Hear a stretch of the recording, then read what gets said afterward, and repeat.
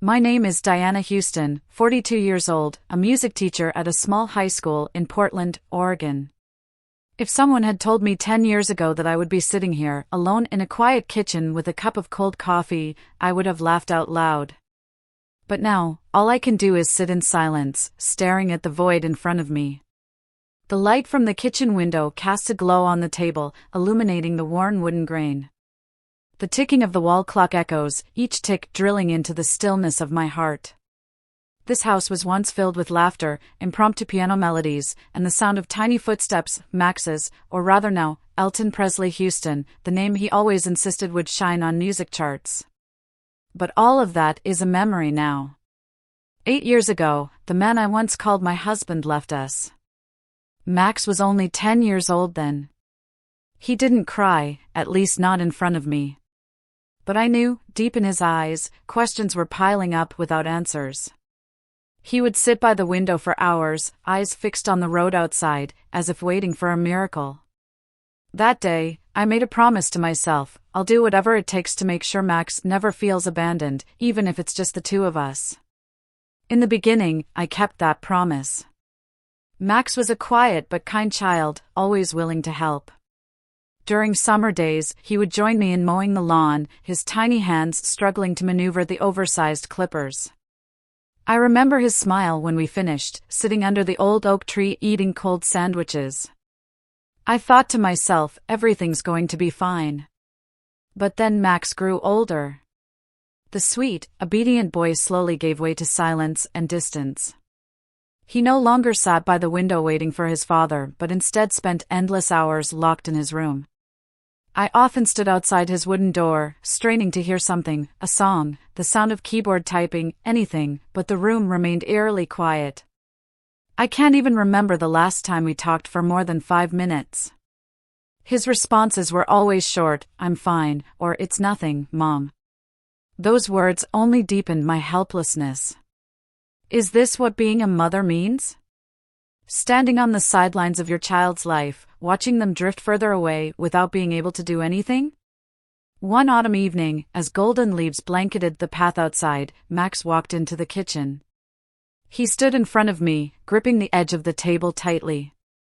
The chandelier's light shone on his tense face, his eyes filled with confusion. "Mom," his voice trembled, barely more than a whisper. "What is it, honey?" I tried to keep my voice calm, but an unshakable sense of worry was already swelling in my chest. "I think something's wrong with me," Max stammered, his gaze avoiding mine as if afraid to meet my eyes. "What kind of problem?" I tried not to panic, but my fingers had already turned cold as they gripped the edge of my chair. He took a deep breath before uttering words that left me stunned. I couldn't believe what I had just heard. The world around me seemed to pause, the ticking of the clock stretching each second into eternity. I wanted to scream, to ask Max, "What were you thinking? Why did you do this?" But as I looked at the boy standing before me, shoulders hunched, tears shimmering in his guilty eyes, all I saw was a child trapped in his own emotions. Max wasn't a monster. He was my son. And he was silently pleading for my help. That entire evening, I sat in the living room, my eyes glued to a photo of the two of us at Cannon Beach.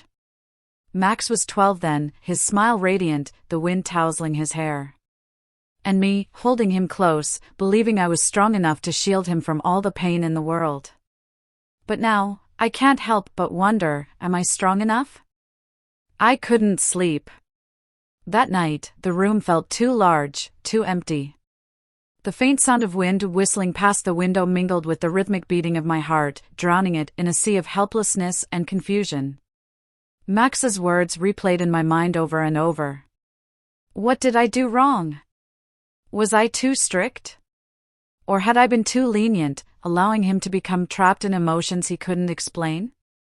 I stared at the ceiling, the streetlights outside casting long streaks of light like jagged scars on the wall. I knew I had to do something. But what? Call a therapist? Have a frank conversation? Or simply stay silent and hope everything would resolve itself? The next morning, when Max walked into the kitchen, his face still carried the same confused expression. I had spent the entire night thinking, and finally, I decided to try something bold. Perhaps it wasn't the best solution, but it was the only one I could think of at that moment. I poured a cup of coffee, set it in front of Max, and sat across from him. "Max," I began, my voice trembling slightly, "I've been thinking a lot. I understand that you're dealing with something even you don't fully comprehend." He remained silent, his eyes fixed on the table. I continued. "I don't want to scare you, and I don't want you to think that I'm not on your side. But we need boundaries. An agreement. You can do what you need to, but I have to know. I need to ensure that you're safe." Max looked up, surprise flickering in his eyes. "What do you mean?" His voice was low, as though he couldn't believe what he was hearing. I held his gaze, trying to keep my own steady. "You can express whatever you feel, but I'll be there to make sure you don't cross any lines. In return, I need you to give me the freedom to live my life. If I want to have friends over or invite someone here, you can't oppose or judge me." Max stared at me, his face hardening. A long silence filled the room, broken only by the ticking clock echoing in the stillness. Finally, he nodded slightly. "If that's what you want." That evening, we tried the agreement for the first time. I sat in the living room chair, the soft glow of the lamp casting a warm yellow hue across the room. Max walked in, his gaze avoiding mine as always. He sat down, keeping just enough distance to avoid feeling threatening, but close enough for me to sense the tension in the air. I tried to keep my face calm, gripping the armrest tightly. Inside, I kept asking myself, what am I doing? Is this the right way? When Max left, I remained seated, my hands cold and clammy. I didn't know if I was doing the right thing, but one thing was certain, I couldn't let my child feel alone in his internal struggle. In the days that followed, Max seemed less tense. He no longer spent all day locked in his room, and occasionally, he even helped me with household chores. I realized that this agreement, strange as it seemed, had given him a sense of acceptance and freedom from judgment. However, I couldn't deny that something within me was also changing. Was I doing this for Max, or was I trying to escape the feeling of being trapped in the role of a perfect mother? One evening, I stood in the kitchen, gazing out the window. Outside, the streetlights flickered as though they were on the verge of burning out. An invisible fear crept over me, wrapping itself around my chest. Is this truly the right thing to do? Am I hurting Max in another way? If someone found out about this, what would they think? Would they call me a failure as a mother? Irresponsible? Or someone who doesn't know how to love her child? I wondered if I was strong enough to continue this agreement or if it was all just a ticking time bomb, waiting to destroy everything I was trying so hard to preserve. I never thought a short trip to Seattle could change my life. It was a September afternoon, cloudy and cool, with gray clouds hovering as if about to unleash rain. I stopped by a small cafe on Pike Street, where the aroma of freshly roasted coffee blended with the low hum of customers' conversations. I picked a corner table by the window, where the dim light outside illuminated streaks of half-dried rain on the glass. As I absent-mindedly watched people passing by, a warm voice broke through my thoughts. "This pastry pairs perfectly with a latte, in case you haven't decided yet." I looked up to see Harrison Monroe, a man in his mid-40s with a kind smile and deep brown eyes. He wore a dark leather jacket, his slightly disheveled hair adding to his charm, and he carried a guitar adorned with stickers from places he'd performed. I offered a polite smile, intending only to nod in acknowledgement, but Harrison didn't walk away. Pointing to the chair across from me, he joked, "I hope I won't be a bother if I sit here? All the other spots are taken." Before I knew it, Harrison had taken over the conversation with an ease that felt strangely natural. He told me he was a freelance music producer, traveling frequently between Portland and Seattle in search of new artists. I didn't know why I felt so comfortable talking to a stranger. Perhaps it was because Harrison wasn't like other men I'd met. He didn't pry into my past or rush to define who I was. Instead, he listened when I spoke, his eyes full of genuine interest. I believe music can heal, he said, lightly tapping the body of his guitar. Whatever you're going through, music will always be there, waiting for you to find it. I stared at him for a long moment. For some reason, his words felt like a soothing balm for my weary soul. When I returned home from Seattle, Max immediately noticed something different about me. It wasn't because I dressed differently or acted unusually, it was the way I seemed, lighter. Did you meet someone, Mom? Max asked over dinner, his tone as cold as ever. I paused, setting down my fork to meet his gaze. Yes, I met a friend. He works in the music industry. Max raised an eyebrow but said nothing more. I could see the doubt in his eyes, but I told myself I didn't need to explain. This was my life. Max would have to learn to accept it. Not long after, Harrison started appearing more frequently in my life. Sometimes he'd stop by in the evenings, bringing new songs and a few pastries from the cafe. Max kept his distance whenever Harrison came over. He rarely joined our conversations, choosing instead to observe from afar with a look of disapproval. One evening, as Harrison and I laughed over a joke, Max walked into the living room, his face dark with anger. Don't you think you should ask me before bringing a stranger into our house? Max's voice was sharp, cutting through the warmth of the moment. I felt a pang in my chest, but I kept my voice steady.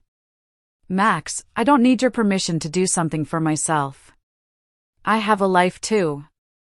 He didn't reply, just glared at Harrison before turning and storming off to his room. The sound of his door slamming echoed through the house, leaving me with a hollow ache in my chest. The tension between Max and me escalated. One evening, while Harrison was strumming his guitar in the living room, Max stormed in, his eyes blazing with frustration. He looked directly at me and said, "You don't care about me anymore, do you? All you care about is him." His words hit me like a punch to the gut. I struggled to stay composed, but my voice wavered as I replied, "You're wrong, Max. I've always cared about you. But I also need a little freedom, a little happiness for myself." "What about me?" he shouted. "I've been trying to understand you, but you're not even trying to understand me." The air in the room felt heavy, suffocating. Harrison stood up, quietly setting his guitar aside. "I think I should go," he said softly. As he left, I turned to Max, tears streaming down my face. "I've tried my best, Max. But I'm only human. You can't expect me to sacrifice everything for you forever." Max looked at me, his face filled with disappointment. He didn't say another word. He turned and walked away, leaving me standing there, alone in the empty room. The days after our confrontation were eerily quiet. Max spent most of his time in his room, ignoring my calls. I noticed he went out less often, and when he looked at me, his eyes were filled with both anger and hurt. One morning, as I prepared breakfast, Max walked into the kitchen. We didn't exchange any words, only the clatter of dishes and the sound of coffee pouring into a cup filled the silence. Finally, he looked up and stared at me. "Do you really think everything will be okay?" Max's voice was cold, but there was a tremor in it. I set my coffee cup down, my hands trembling slightly. "I don't know, Max. But I'm trying." He scoffed, shaking his head. "Trying? Or just trying for yourself?" That evening, I sat alone in the living room. Max hadn't come out of his room all day, and the air in the house felt suffocating. I wasn't sure what I was waiting for, a conversation, an apology, or even a scream, but nothing came. Suddenly, Max stepped out of his room, his face hard with determination. He walked straight toward me, his eyes filled with resentment. "Do you think you can just bring someone else into our house, live your life, and pretend I don't exist?" Max's voice was sharp, cutting through my thoughts like a knife. I stood up abruptly, facing him. "Max, I'm not pretending. I've been trying to keep everything stable for both of us, but I also need to live. I can't keep sacrificing everything just to shield you from pain." "Shield me from pain?" Don't you see? You're the one causing my pain, he shouted, his eyes red with emotion. You've dragged me into a life you don't even understand. And now you're abandoning me to chase your own life. I couldn't respond. His words left me stunned. He turned and walked away, slamming his bedroom door behind him. I sank back onto the couch, feeling as though I had just lost something precious that I could never get back. That night, I didn't sleep. I sat by the living room window, staring out at the faint streetlights of Portland. Inside me was a deep, aching pain. Max's words echoed in my mind, "You've dragged me into a life you don't even understand." The next morning, I knocked on Max's door. He didn't answer, but I opened it anyway. He was sitting on his bed, staring at a family photo hanging on the wall, the only one left from the days when we were happy. "Max," I began softly, my voice trembling. "I know I've made mistakes. I know I've hurt you. But I don't know how to fix it." He didn't look at me, but his voice was barely above a whisper. "You can't fix this. It's too late." "No, it's never too late," I said, tears streaming down my face. "You're my son, and I'll do whatever it takes to mend our relationship. But I need your help. We need each other." Max turned to look at me, his eyes glistening with tears. "Do you really want to fix this? Or are you just trying to ease your guilt?" I took a deep breath, feeling the weight of his words. "Both. I want to fix it for you. And I want to fix it for myself. But I know I can't do it alone. We need someone to help us." I found information about a family therapist on the outskirts of Portland, Dr. Adele Franklin, who had helped many families navigate similar crises. I shared my plan with Max, and though he didn't object, the doubt in his eyes was unmistakable. Our first session took place in a cozy room with soft lighting and a faint lavender scent. Dr. Franklin had a calm voice and kind, understanding eyes. We sat across from each other, silence forming an invisible wall between Max and me. "Start wherever feels right," Dr. Franklin said gently, a small smile on her lips. "I'm here to listen." Max looked down at his hands before finally speaking, his voice soft but firm. "I just want my mom to understand. I don't need her to be perfect. I just need her to truly care." His words felt like a blow to my heart. I realized that in my efforts to keep everything stable, I had neglected the most important thing, truly listening to my son. The therapy sessions that followed weren't easy. Max still harbored a lot of anger, and I had to confront my own mistakes. But slowly, bit by bit, we began to rebuild understanding. Max opened up more, sharing feelings he had long kept hidden. I learned to listen without judgment, without trying to control everything like before. One evening, after a session, Max unexpectedly turned to me and said, "Thanks, Mom, for not giving up." I smiled, feeling a weight lift from my chest. "I'll never give up on you, Max. Never." Morning sunlight filtered through the white curtains in the living room, casting soft rays onto the wooden table where I sat with a steaming cup of coffee. Max walked into the kitchen, his hair still messy from a long sleep, but his face looked brighter than it had in years. "Good morning, Mom," he said warmly. "Good morning," I replied with a smile, setting my cup down. "Any plans for today?" He poured himself a glass of orange juice, leaning casually against the kitchen counter. "I've got a martial arts practice at 10, then I'm meeting some friends to take photos at Washington Park. They say the fall leaves are gorgeous this time of year." Hearing Max mention friends made my heart feel lighter. For years, I had worried he might never escape the isolation he had built around himself. But now, Max was forming relationships and rediscovering himself through hobbies and activities he genuinely enjoyed.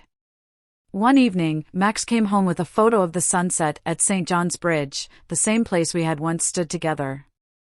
The picture was so beautiful that I was left speechless. "I thought you'd like this," he said, placing the photo on the table. "I'm going to print it and hang it in the living room." I looked at him, my heart melting. I love it, Max. It's perfect. Photography became Max's way of expressing his emotions, a medium to tell his story. I often saw him capture images of fallen leaves, misty roads, or tiny flowers blooming by the roadside.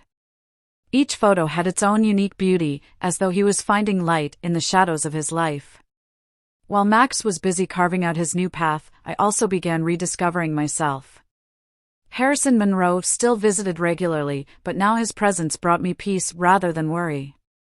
One day, Harrison took me to a performance by an independent artist at a small bar in Portland. As I watched the artist pour their heart into the music, I realized that music had always been my sanctuary. Picking up my guitar again, I decided to return to songwriting and performing, not just for the love of it, but to show Max that no matter how old we are, we can always start anew. On a Saturday evening, I decided to host a family dinner, not just a casual meal, but a proper reunion, a chance to reflect on how far we had come. I invited Harrison and a few of Max's close friends. The table was elegantly set, adorned with glowing candles and Max's favorite dishes. As everyone gathered, laughter filled the room, dispelling the tension that had once haunted our home. In that moment, I looked at Max, his radiant smile lighting up his face as he chatted comfortably with his friends. I realized we had come a long way, and now we were stepping into a new chapter. A few weeks later, Max suggested we take a walk and shoot photos at Forest Park. The towering trees, sunlight streaming through the leaves, and birdsong created a serene backdrop. Standing beside me with his camera in hand, Max said, "You know, I used to think we'd never have days like this. But now, everything feels so much better." I looked at my son, tears welling up in my eyes. "I feel the same, Max. Thank you for not giving up." We continued walking along the trail, leaving behind the painful memories and moving toward a brighter future, where light seemed to always be waiting. That evening, as I sat on the sofa, my eyes rested on the photo of the sunset at St. John's Bridge that Max had hung on the wall. It wasn't just a beautiful picture, it was a symbol of our journey, a journey marked by mistakes, pain, but also hope and healing. Max walked into the living room, carrying 2 mugs of hot chocolate. "You know, Mom," he said, "I think we've done pretty well." I smiled, taking a mug from him. "Yes, I think so too." We sat side by side, silent but not distant. For the first time in years, this house felt like a real home. Max had found himself, and so had I. The road ahead might still be long, but we knew that as long as we walked it together, we could overcome anything. Join us on this journey of healing, hope, and rediscovery. Subscribe to our channel to follow heartfelt stories that inspire growth, resilience, and the power of family. Together, let's navigate life's challenges and celebrate every step forward. Don't miss out, hit that subscribe button now.